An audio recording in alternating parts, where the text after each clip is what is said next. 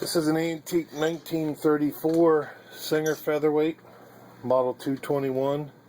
Serial number is AD788604, and it makes it from the third batch of Singer Featherweights ever made.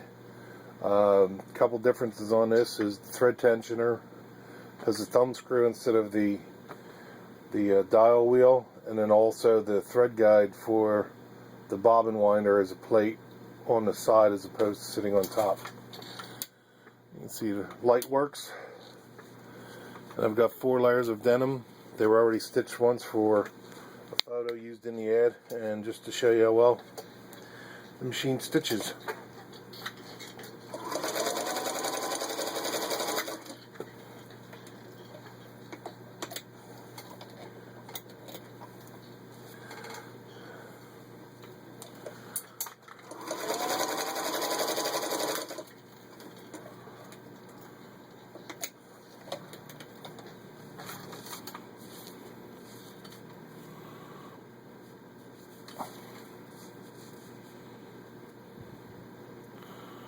And there you can see it's got an equal stitch on both sides.